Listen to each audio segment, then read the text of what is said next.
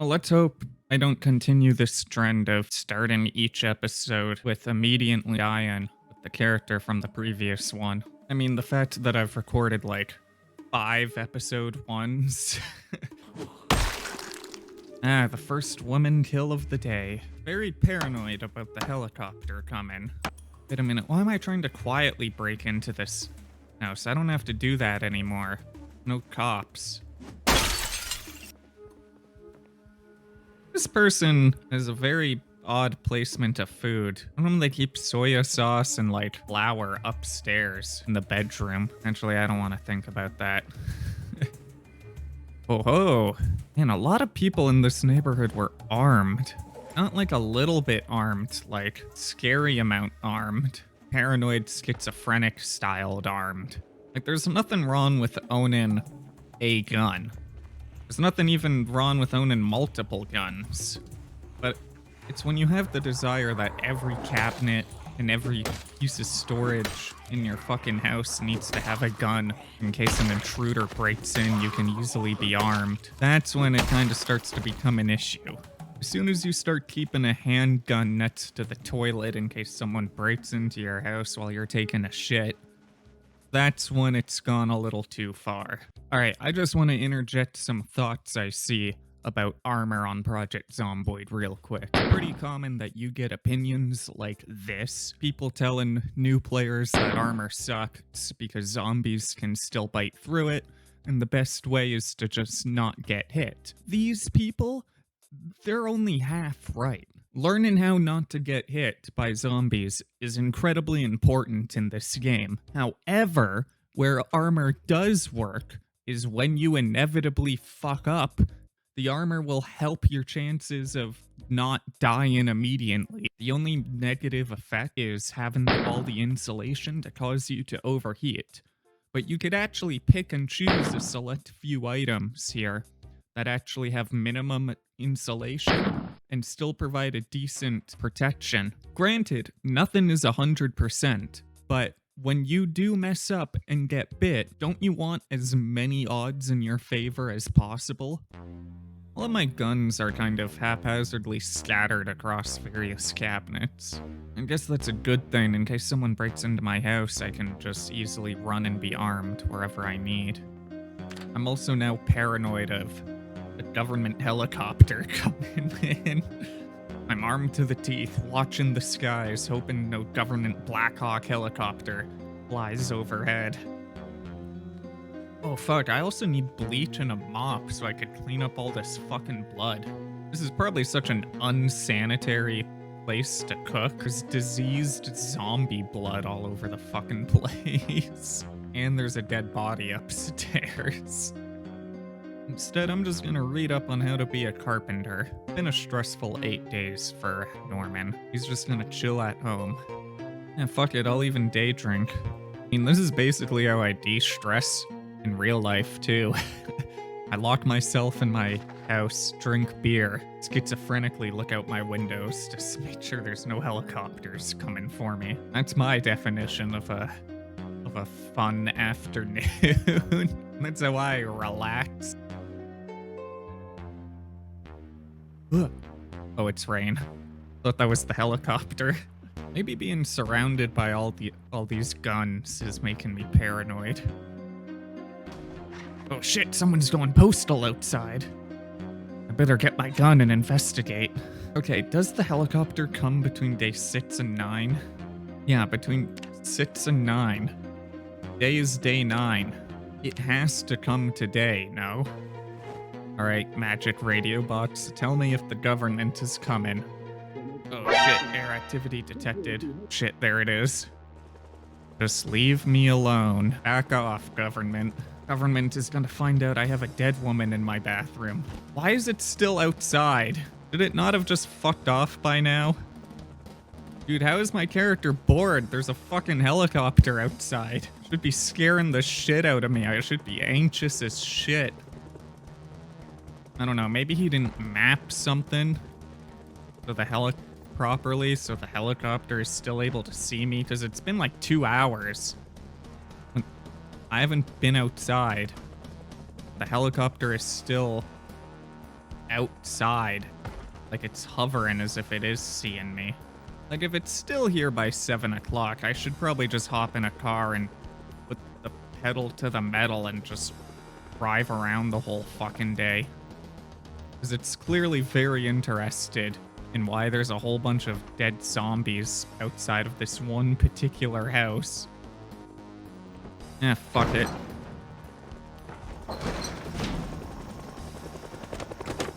Well, he should run out of fuel in like 10 minutes, I guess. Well, that's one crisis averted, I guess. Oh, that was a frustrating day. Uh-oh, is this my neighborhood? Oh, fuck, I think this is my neighborhood. Oh, that helicopter fucked me hard. Oh, my cleared out neighborhood. Fuck! My beer is in that house. I don't really want to get rid of it. I could try using the shotgun, because it doesn't really matter if I attract a bunch, but yeah, let's do this the intelligent way. I'll try to lure them. All right, so after the helicopter came in, I pretty much decided the smart thing to do was to just draw them away with sound. Driving a little bit away with the shotgun, firing in the air to draw the horde, drive a little bit further away, fire again. And I basically did that for 2 or 3 in-game days until the horde was all dispersed, and then I just cleaned up the few smaller groups in melee. Because I think I'm a little too immersed. Thought I heard a pounding sound in real life at my door, and I got really scared. Can't believe I've been paying taxes to have the government just come and fuck up my house. Killing a fireman with a fire axe. Like poetry. Eat some pork, drink some beer, go to sleep, continue the Zomboid murder rampage tomorrow. Here's a question for the audience. For those of you who have driven a crowbar through, like, someone's skull, does Zomboid accurately portray how effective it is? They should add a bulldozer that I can just use to run over corpses and turn into, like, a chunky marinara paste that just gets washed away with the rain or easily just melted away in the sun. I can't really leave any of you left alive in case you that I do get the bright idea to unionize and form big mobs to protest outside my house. No, stay away. I especially do not want to be killed by the furry zombie. Yeah, no shit, I'd be panicked too if I saw a cannibalistic furry coming to vor me. Dog food, ugh. Yeah, I'm not that desperate yet. Oh, and someone was storing their gun at the office. I guess if the zombie apocalypse didn't happen, Norman would have heard about a tragic incident that occurred on the news. Oh, but notice there's no way to the ground floor from the top offices without going outside. This is not a very well-designed building. I mean, the boss could have very intentionally designed it this way to discourage their workers from taking bathroom breaks, Amazon style. Suddenly, why someone brought a gun to this office is starting to make a little bit more sense. This right here is proof that the Project Zomboid devs like their steak well done. Should be able to just throw this steak in for like 1 minute, not even 10 seconds aside, and it should still be safe to eat.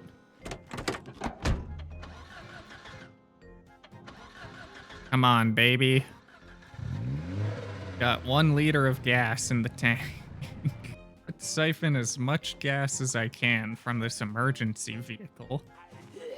Oh, what, are you morally opposed to stealing gasoline from an ambulance? Maybe I should stop drinking so much. In-game, I mean, so I don't get sleepy by like 2 p.m. I've been drinking beer and liquor all day in real life, and I'm still awake. I should write a letter to the Project Zomboid devs, criticize them for their unrealistic interpretation of alcoholism. I could speak from experience and tell them that they have it very much wrong. There's still a lot of hooliganism going on in this community. And as a member of the Neighborhood Watch, I really need to put a stop to this. A lot of people around here might criticize me for my excessive use of force, for just dealing with mild hooliganism. Like, I don't know, does loitering really warrant being beaten to death with a crowbar? Some may say to me. And I say yes. You need excessive punishment. If you don't set an example, then other people will just think it's okay to keep doing it. Now that there's no one around to tell me that it's not safe to smoke them, I'm gonna start smoking cigarettes. Honestly, smoking seems so cool. Like, I wish it didn't cause you to die like a premature death and give you all kinds of other health problems. Otherwise, I'd be chain smoking like fucking crazy. God damn it, I didn't want the attention of women before, and I don't want the attention of women now. Oh! Oh, shit! Damn. Oh, now that I'm injured, I really need to take my med. Well, sorry. Norman explicitly does not take his meds. Oh, hey, I guess those femboy skirts that I ripped up earlier are responsible for saving my life. Using a skirt as an emergency bandage is the closest I will ever get to wearing one. The last thing I wanted to check out before I wrapped up recording was there is a bridge in the town next to the safe house. It had a fuck ton of zombies on it, so I thought, you know, that's far enough from the base. I think I'll use the gun to start leveling up aiming. Yeah, something tells me this car won't manage if I just try to, like, power through the barricade. Something tells me, despite their appearance, they're probably made of, like, fucking concrete. According to the game engine.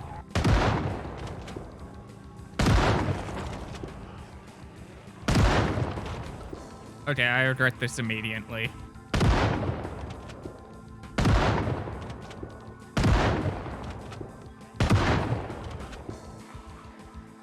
See, this thing is actually pretty effective at blowing apart zombies. It's just a little too loud.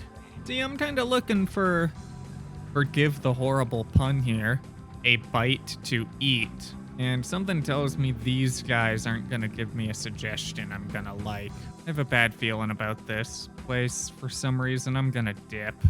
I don't want to loot a place where a guy has a fucking garage set up in his bachelor apartment. Actually, at the last place I lived at, I had an upstairs neighbor who very annoyingly had a full fucking wood workshop set up in his apartment.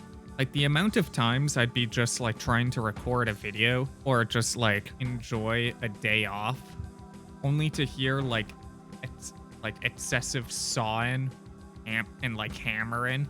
Anyway, yeah, he had like a big exhaust fan set up in his in his sliding glass door on his balcony that he would just run non-stop to suck out all the dust. Guy must have been fucking retired, because he would start up this wood workshop at like 10 o'clock on a Saturday or Sunday,